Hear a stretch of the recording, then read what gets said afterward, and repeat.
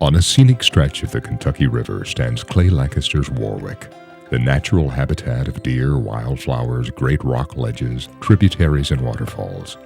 The name Warwick comes from the ancient castle and town on the Avon River in England and means Truth Village.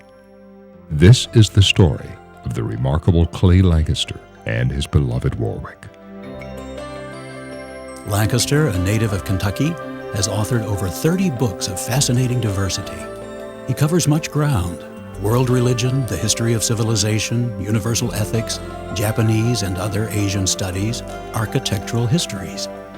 But some of his most loved work is not as lofty in scope. He is author and illustrator of marvelous children's books. And there is indeed more.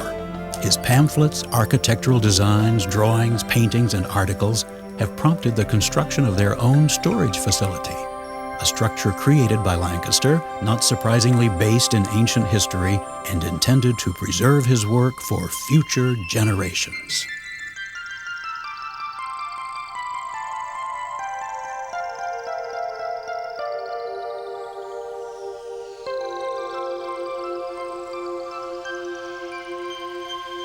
Woven through the central nature of Clay Lancaster are kindred themes: respect for nature and all animals, the concept of harmlessness, a sense of our place in history, a powerful Asian influence, and an almost unrivaled understanding of architecture. When Clay approached the writing of Kentucky architecture, he took a very academic disposition, and he was the first person really to do this in a comprehensive and effective way. And his approach was to analyze the building.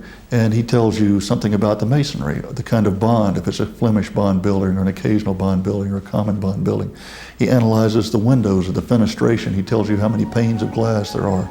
He tells you the dimensions of the building. He'll give you a floor plan. He'll give you elevation drawings. He'll give you, in some instances, a section drawing that opens the house up so you can see the rooms in it. He confines himself exclusively to a rather scientific analysis of the building. It was a great contribution to the documentation of Kentucky buildings. His helpfulness to newcomers in the field is obvious to everyone who contacts him, and I frequently have to remind graduate students who call me that their particular area of interest is something that is his and how helpful he is. But it's in this body of work that I mentioned, the published, clear, concise, erudite prose, and his drawings, the measured floor plans, the renderings and elevations that have been published, that are the great gift today to Kentuckians and will be in the future, I think. Plus the fact that all that work's great joy. Look at the moss at the bottom of that tree. This leading authority on our built environment seems to find his favorite creations in the natural world. And there is no place he loves more than the beautiful tributary he owns above the Kentucky River. Oh, look at the shooting stars. Now we're in the real woods with real wildflowers. I don't allow people in where the deer live, and they are certainly my favorite animals. Why? They're so beautiful. Clay Lancaster's mark on this beautiful landscape is subtle and warm. It whispers preservation, serenity, and peace. I love Nantucket, but I got so tired of it and wanting fresh air that I decided I was either going to the Cape, to Pennsylvania, to Connecticut, or back to Kentucky. And Betty Maston, when she heard, sent me a telegram that Warwick was for sale, so that's the house I came down and purchased in 1978. He lives and works in Warwick, a Federal-era home he restored in the early 1980s. It stands by a beautiful ravine above the river, and its architectural amenities and collections make it as much museum as house. Here, this ascetic, humble intellectual works on into his 8th decade. He works exactingly and intently, every day until 2 a.m. I don't think you can really accomplish very much without a sense of order. The Japanese Zen people have a saying, eliminate the non-essential. And I think it applies to design, to your work habits, to your eating habits, and every phase of your life. Clay has been tremendously productive. He's written book after book after book, starting in 1956, and now we're up to 1997, and he has books that are still to come out.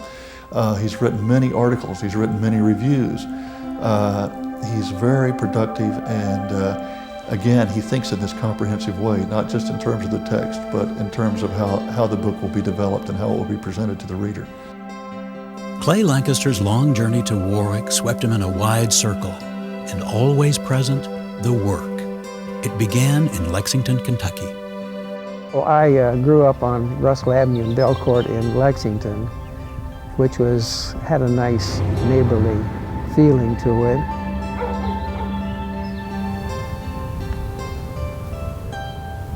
In junior high school, I switched to wanting to be an architect. They asked for a career essay, so I wrote on being an architect.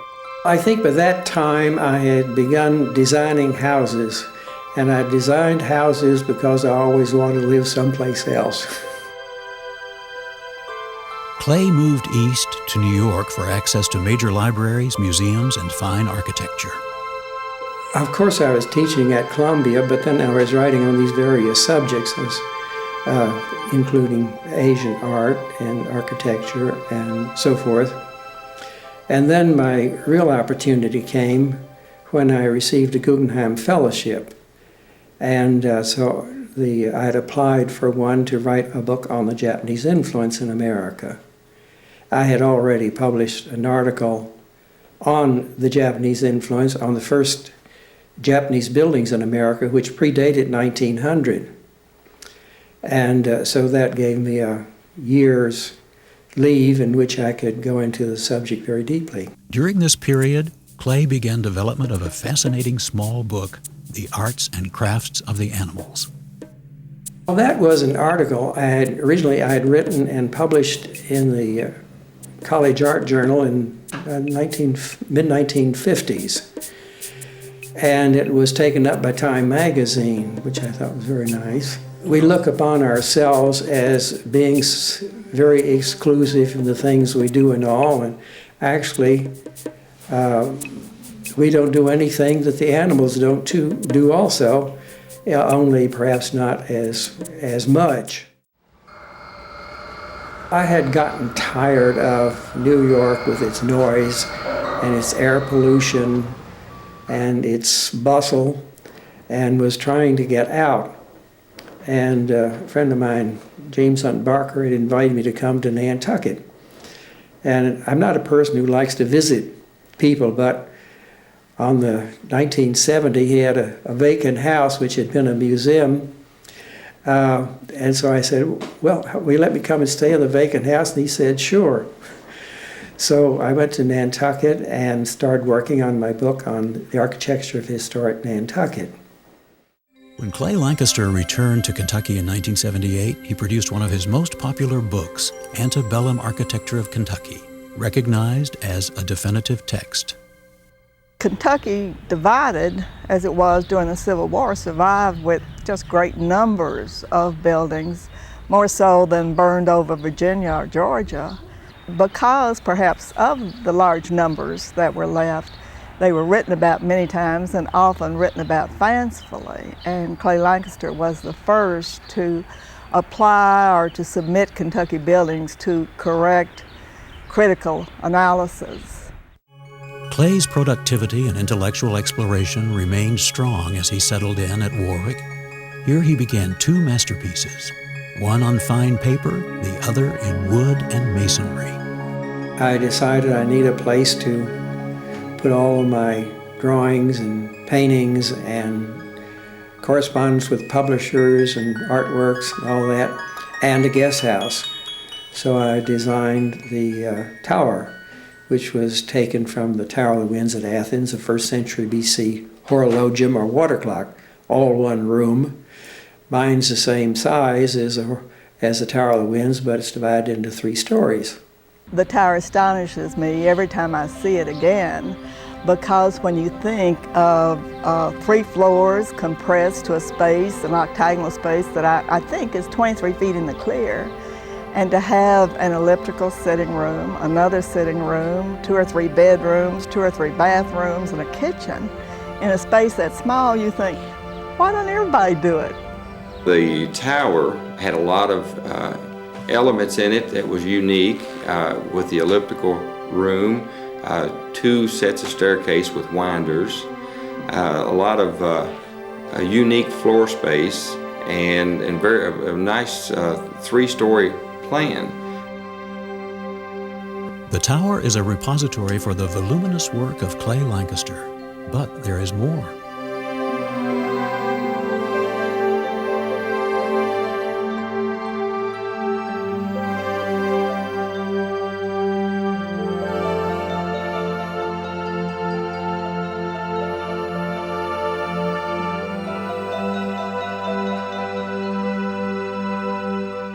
He has a strong work ethic, and he just wants to get the next job done. As the tower was nearing completion, the breadth and depth of East and West was coming together as a culmination of 60 years of work and study. Well, my breadth and depth refers to the differences between the East, that is farther Asian, and the West, which is the Near East and Europe and America. And they're really quite different in their viewpoint.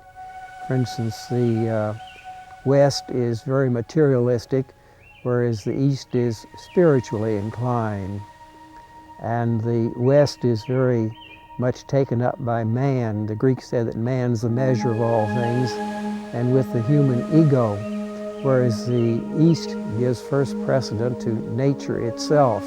When I was a freshman in college, I was walking across the campus one day, and there was nobody near, and all of a sudden I felt as I were bathed in light, and I had the concept that life was universal, had no beginning, had no end, and that all sentient beings belonged to the same family. So very soon after that, I became a vegetarian. His knowledge is just encyclopedic, and to be around a man like that, to tell people about a man like that, it's inspiring to everyone. Clay Lancaster was a remarkable man. In Warwick, he created an incomparable setting for the pursuit of truth. We invite you to join the Warwick Foundation as we move forward to perpetuate and promote the legacy of Clay Lancaster through education, preservation, and cross-cultural understanding.